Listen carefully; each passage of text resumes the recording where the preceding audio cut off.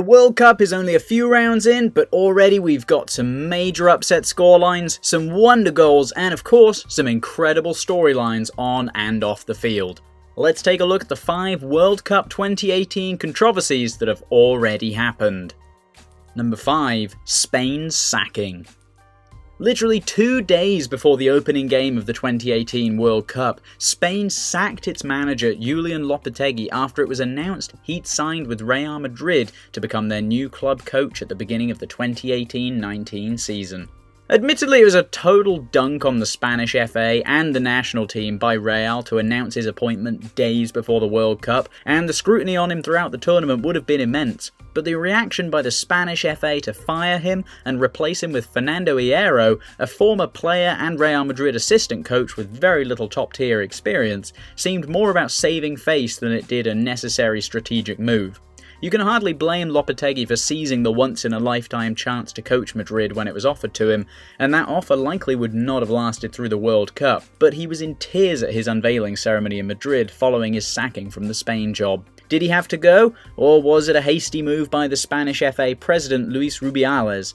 And will any of it matter if Spain make it deep into the tournament? Number 4. Ronaldo's tax sentence. Spain's opening game was against Portugal, a thrilling 3-3 match that seemed like the unofficial arrival of the tournament. And as he has a habit of doing, Portugal's star Cristiano Ronaldo stole all the headlines with a hat-trick.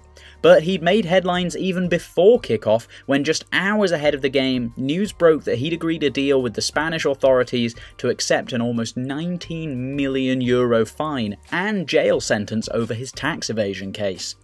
First things first, he's not likely to actually serve any jail time as he's a first-time offender, and Spain's nice like that. But secondly, to carry that story with him into the game and still score a goal inside 4 minutes, a second in the first half, and a clutch knuckling free kick to tie the game in the 88th minute proves there is no player in the world who responds better to antagonism than Ronaldo. When he feels he has a point to prove, he's more than a man possessed. He's barely human. Portugal fans will be hoping more terrible stories about him leak before their next big games. Number 3. Iran's Nike issues. American sportswear manufacturing mammoth Nike caused a stir when they refused to provide boots to the Iranian national soccer team this year.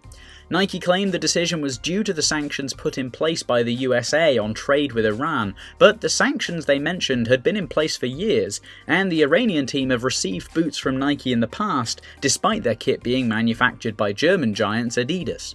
The Iranian team were understandably upset that they were being penalised politically despite just wanting to play soccer to the best of their ability, but on Nike's part the sanctions are enforceable by law and they could be charged $1 million with jail time for individuals who violate it.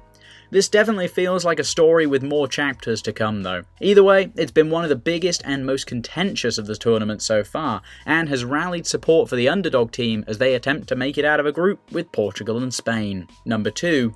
South Korea's shirts.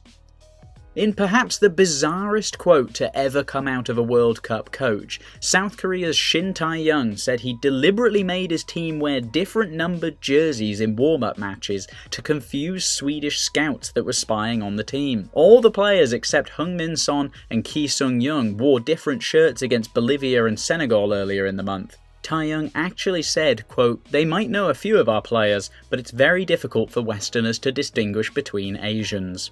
The plan was devised after South Korea suspected Swedish scouts of spying on them during closed sessions, a suspicion that was later proved accurate when Sweden's coach Lars Jacobsson was forced to apologise for their surveillance of the South Korean team in a press conference. Tae-young said he felt it was perfectly natural for coaches to want to get as much information on their opponents as they can, but what an ingenious way to counter.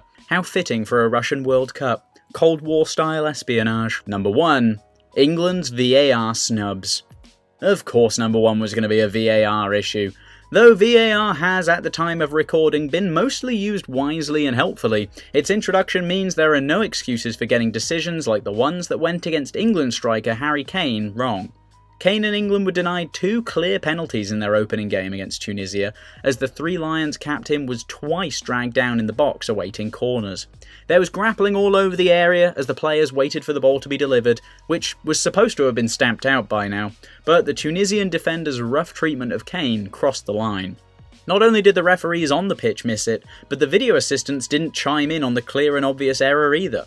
A panel of 3 former World Cup referees, including Mark Clattenburg, all agreed after the match the infringements were definite penalties. VAR was never going to solve every issue in the game, and set-piece grappling is a tricky one, but for all the fanfare its introduction arrived with, you would have hoped it would have at least caught one of 2 egregious fouls in the penalty box. What's been your favourite storyline to come out of the 2018 World Cup so far? Let us know in the comments below, along with what other videos you'd like to see on the channel. Give this one a like so we know if you enjoyed it, and don't forget to subscribe so you don't miss anything. Thanks so much for watching. I'm Lloyd Mallison, and I'll see you soon.